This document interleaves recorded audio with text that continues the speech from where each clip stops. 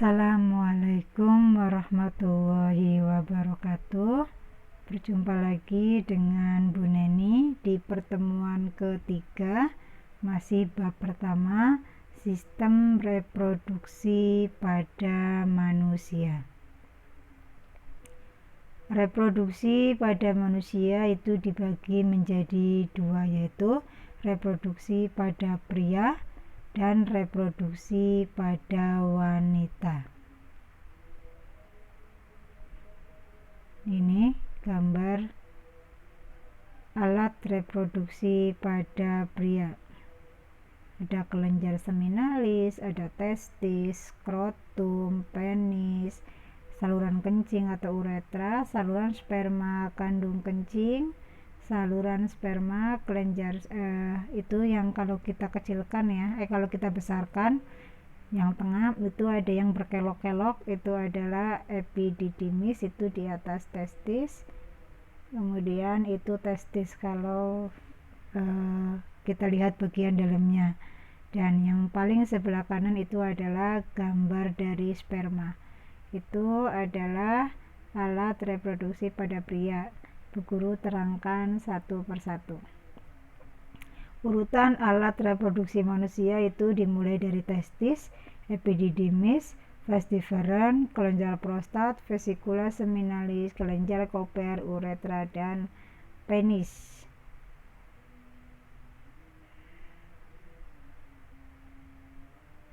Bagian-bagian alat reproduksi pada pria. Perhatikan satu persatu. Ini adalah bagian dalam alat reproduksi pria, kecuali bagian penis itu yang terlihat dari luar. Itu adalah gambar dari vas deferens. Jadi vas deferens ini adalah saluran dari testis dan setelah epididymis.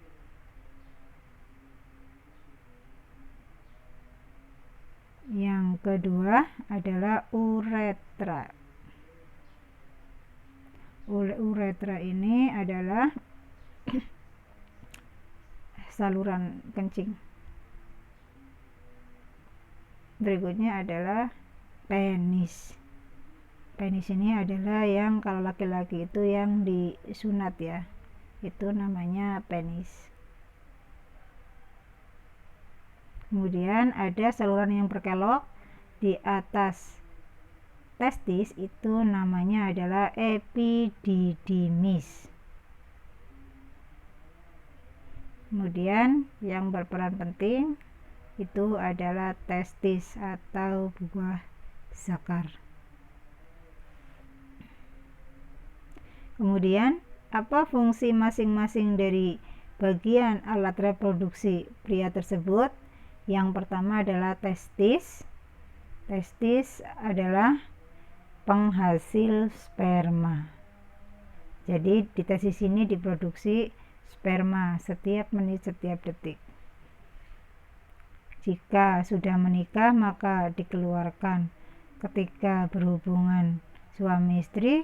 Jika belum menikah maka akan keluar dengan sendirinya ketika sudah penuh,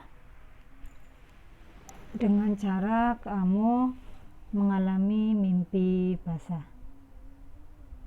Kemudian epididymis. Epididymis ini adalah tempat pematangan sperma. Jadi setelah dihasilkan oleh testis, sperma dimatangkan dulu di epididymis untuk disiapkan dapat membuahi sel telur pada wanita. Kemudian vas deferens. Vas deferens ini adalah saluran yang menghubungkan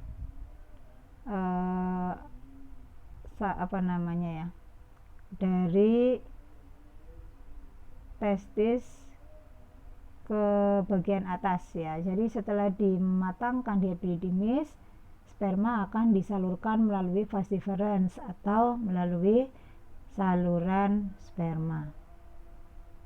Kemudian uretra. Uretra ini saluran sperma dan urin. Jadi keluarnya sperma maupun keluarnya urin itu melalui saluran yang disebut sebagai uretra. Kemudian penis. Penis ini adalah untuk memasukkan sperma ke alat reproduksi wanita atau sebagai alat kopulasi.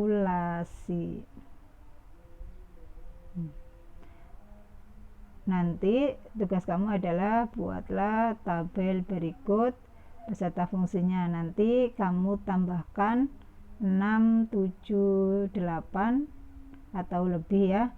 Kamu cari referensi, bisa ditambahkan kelenjar Cowperry, bisa ditambahkan kelenjar prostat ya, atau yang lainnya yang masuk ke dalam alat ya. Tapi kalau kelenjar Cowperry sama kelenjar prostat itu masuknya apa ya ke kelenjar ya, nanti bisa ditambahkan nggak apa-apa, di situ ditambahkan bisa 8, 9 atau 10 kalau di situ datanya ada ya, nanti bisa ditambahkan buat seperti ini.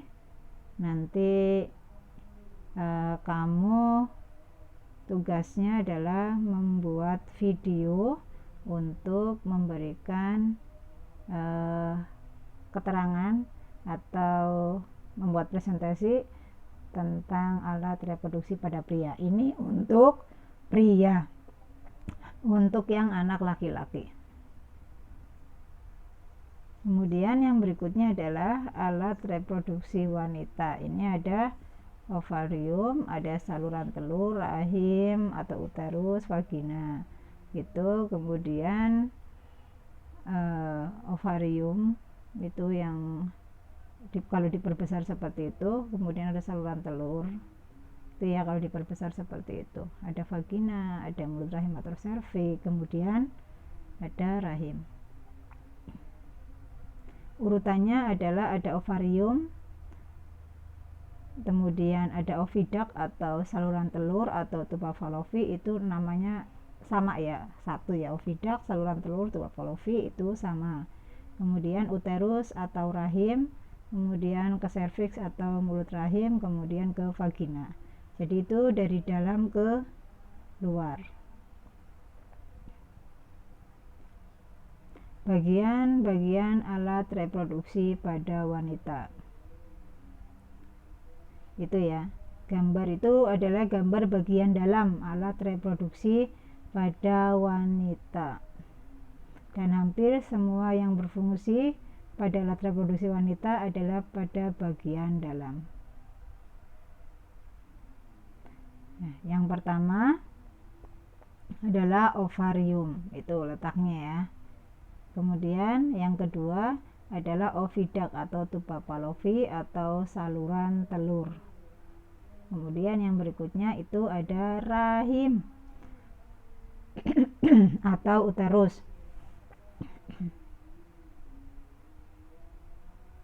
Kemudian yang berikutnya ada vagina.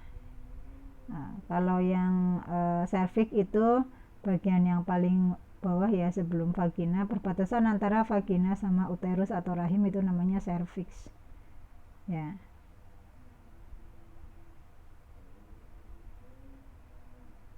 Fungsinya adalah yang pertama, ovarium itu adalah menghasilkan sel telur. Kalau tadi di laki-laki yang menghasilkan sperma adalah testis. Jadi ovarium itu sama fungsinya kayak testis. Kalau ovarium pada wanita, testis pada pria. Kemudian oviduct atau tuba Fallopi ini adalah saluran telur ya.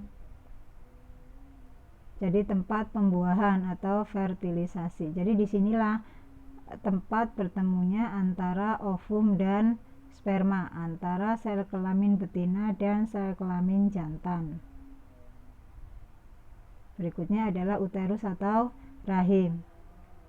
Ini adalah tempat pertumbuhan embrio. Setelah terjadi fertilisasi di tuba Fallopi, kemudian zigot ya, itu akan menuju rahim atau uterus. Zigot ini adalah hasil dari pertemuan ovum dan sperma.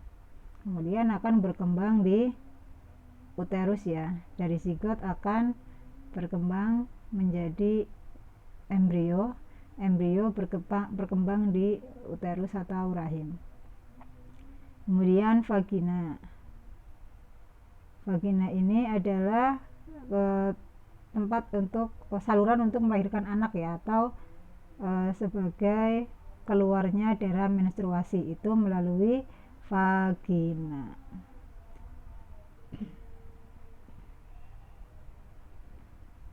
Kemudian sel kelamin atau gamet ya. Sel kelamin jantan itu disebut sperma, dihasilkan oleh testis. Sel kelamin betina disebut ovum atau sel telur, dihasilkan oleh ovarium. Perbandingan sperma dan ovum. Nih kita lihat. Itu yang besar adalah ovum, yang kecil seperti berudu atau kecebong itu adalah sperma. Ya, di situ kita bisa melihat sperma ini berebut untuk bisa menembus ovum. Ini hal yang membedakan atau kita bandingkan antara sperma dan ovum. Bentuknya itu sperma itu seperti berudu atau kecebong ya. Kemudian kalau ovum bentuknya bulat. Ukurannya kalau sperma itu kecil, kalau ovum itu besar jumlahnya. Kalau sperma itu banyak, ovum itu satu ya. Itu menunjukkan kodrat wanita. Jadi yang namanya wanita itu dikejar ya, bukan mengejar. Jadi cowok yang mengejar cewek,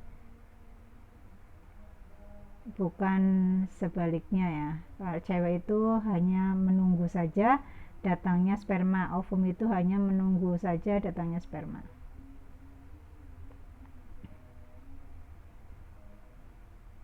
Ya, itu tadi perbandingannya. Kemudian gerakannya, kalau sperma itu adalah aktif, sedangkan kalau ovum itu adalah pasif. Jadi yang bergerak itu adalah sperma ya. Kalau ovum, tadi Bu Guru katakan ovum itu hanya menunggu. Kemudian pembuahan atau fertilisasi.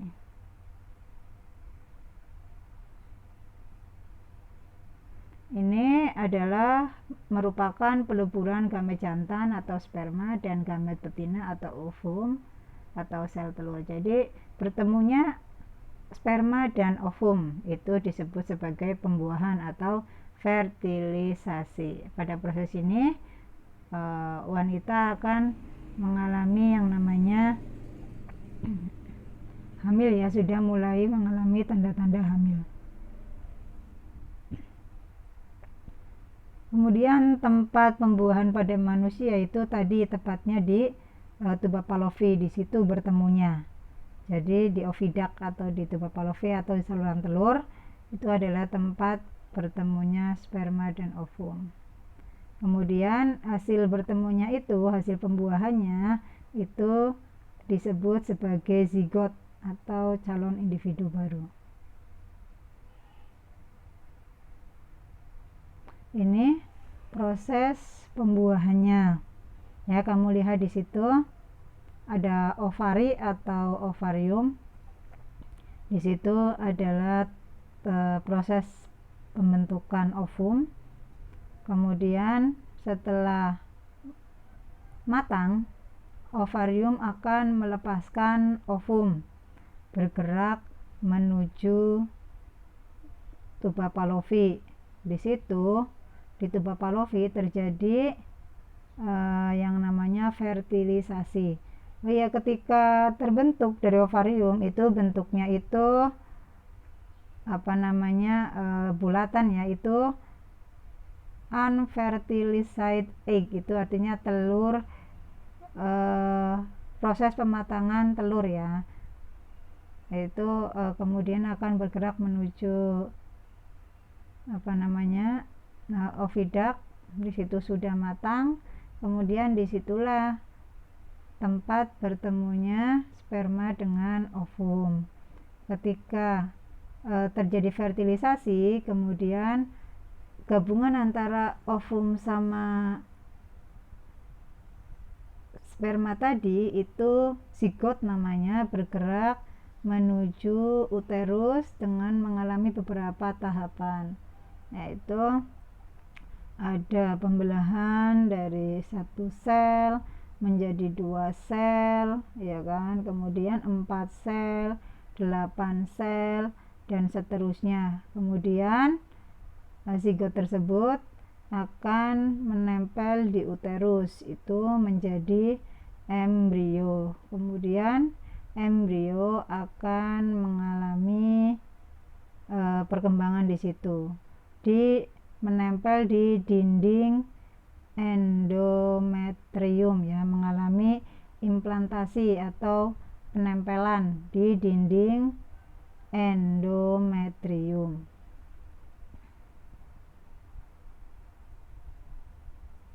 Kemudian setelah menempel itu ini proses pembuahan lanjutannya, ya, ada beberapa di situ. Hampir sama sih kayak tadi, cuma ini lebih detail ya prosesnya, ya.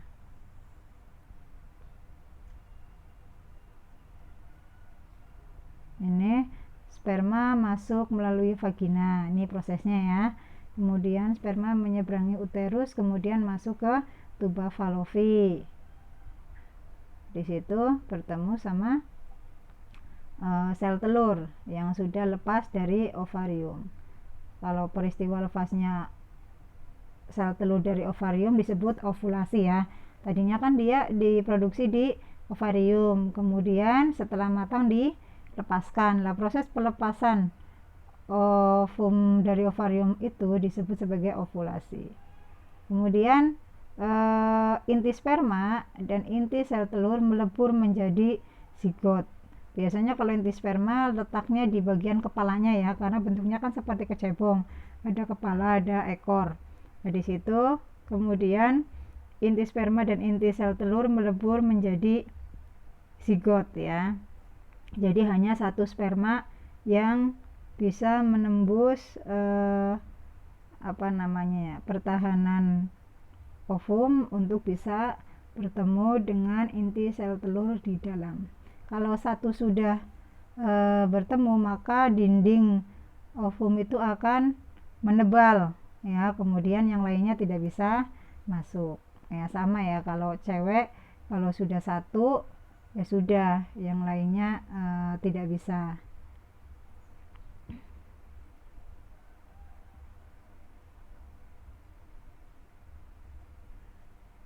Kemudian zigot tumbuh dan berkembang di dalam rahim menjadi embrio, kemudian akan menjadi janin, mulai pembentukan bagian-bagian dari calon bayi, ya, mulai terbentuk tangan, jari. Organ yang pertama kali terbentuk itu adalah jantung, ya.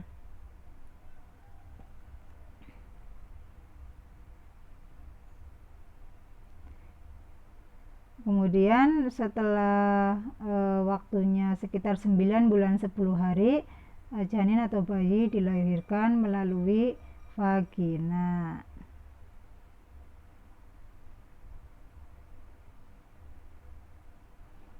Jika ovum tidak dibuai oleh sperma, maka akan mati dan terjadilah menstruasi, ya. Untuk anak perempuan yang belum menikah, belum pernah berhubungan suami istri, setiap bulan kamu mengalami menstruasi, dan menstruasi itu terjadi jika tidak terjadi pembuahan, ya, tidak terjadi pembuahan oleh sperma, maka ovum akan luntur bersama pembuluh darah yang lain menjadi darah menstruasi. Kemudian kita lihat perkembangan embrio dalam proses kehamilan atau dalam kandungan atau dalam uterus, ya. Embrio dalam kandungan itu dilindungi oleh amnion. Amnion ini adalah selaput ya, kayak balon kayak gitu ya, kayak balon yang membuat sang janin di dalam itu tidak terbentur ya. Jadi meskipun ibunya di luarnya seperti apa, dia tetap berada di dalam ya, kayak berada di dalam balon kayak gitu. Itu namanya amnion. Kemudian di dalam amnion itu ada cairan yang namanya air ketuban ya, kalau bahasa sininya itu adalah air ketuban. Itu yang membuat sang janin itu tidak terpengaruh sama goncangan. Kemudian ada yang namanya plasenta. Plasenta itu letaknya di bagian luar amnion ya. Itu kalau bahasa sininya adalah ari-ari. Kemudian akan dihubungkan oleh tali pusat ketemu sama janin. Janinnya itu nanti tali pusatnya itu ketemunya di udel ya. Jadi semua cadangan makanan yang berasal dari plasenta itu disalurkan ke janin melalui yang namanya tali pusat. Di situ juga ada makanan, ada oksigen ya. Itu dari sang ibu dialirkan ke anaknya melalui yang namanya tali pusat. Kalau sumber makanannya itu dari plasenta atau ari-ari.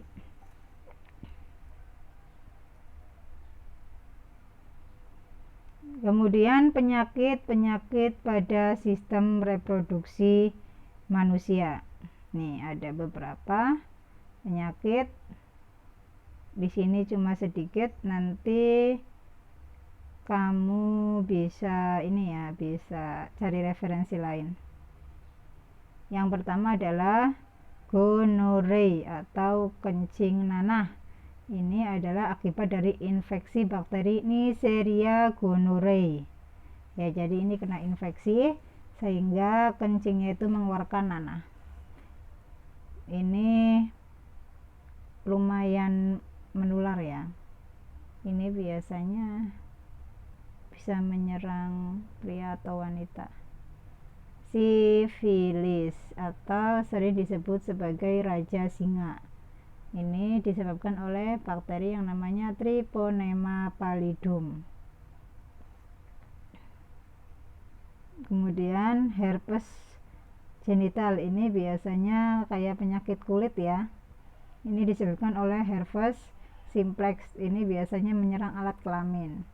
Jadi kayak ya, kalau herpes kulit kan kamu tahu ya, itu kan lumayan kalau di kulit aja bikin perih gitu kan, apalagi kalau di sekitar alat kelamin.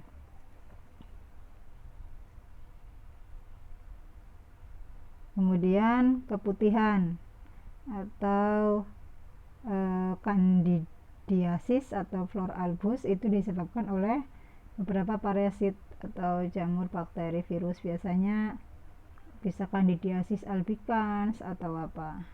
Itu keputihan itu biasanya menyerang pria ya, kalau keadaan alat kelamin wanitanya atau sekitar vaginanya itu dalam keadaan lembab ya, karena wanita itu selalu dalam keadaan lembab, jadi harus selalu dijaga kebersihannya agar tidak terkena beberapa penyakit ya, seperti keputihan ini.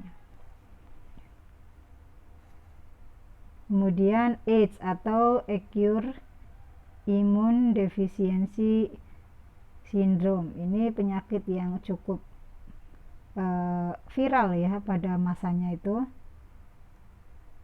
Ini terjadi kekebalan tubuhnya itu diserang ya. Jadi kamu itu punya yang namanya pertahanan tubuh yang berasal dari sel darah putih ya. Di situ sel darah putih ini menghasilkan kayak antibodi untuk kekebalan tubuh, dan ini yang diserang. Jadi otomatis kalau kekebalan tubuh kamu itu mengalami masalah, tentu kesehatan kamu juga akan mengalami masalah. Ini disebabkan oleh virus HIV. Itu kepanjangan dari Human Immunodeficiency virus. Jadi human itu manusia, jadi hanya menyerang manusia. Ini beberapa penyakit kelamin, dan semuanya itu disebabkan oleh cara hidup kamu yang tidak baik ya. Itu semuanya ditularkan melalui hubungan seksual yang bebas. Itu seperti itu, jadi harus hati-hati ya. Itu demikian tadi, mulai dari alat reproduksi sampai penyakit pada sistem reproduksi manusia. Nanti tugasnya untuk anak laki-laki itu kamu membuat tabel tadi yang seperti di tengah. Perempuan juga sama ya, membuat tabel alat reproduksi dan semuanya yang terkait dengan alat reproduksi, kemudian beserta fungsinya, dibikin beserta fungsinya, kemudian dipresentasikan atau kamu membuat video untuk mempresentasikan tentang apa aja alat reproduksinya beserta fungsinya. Kalau pria ya berarti pria, kalau wanita berarti wanita ya. Itu yang bisa Bu Guru sampaikan hari ini. Terima kasih atas perhatiannya, masih semangat ya, dan tetap jaga kesehatan.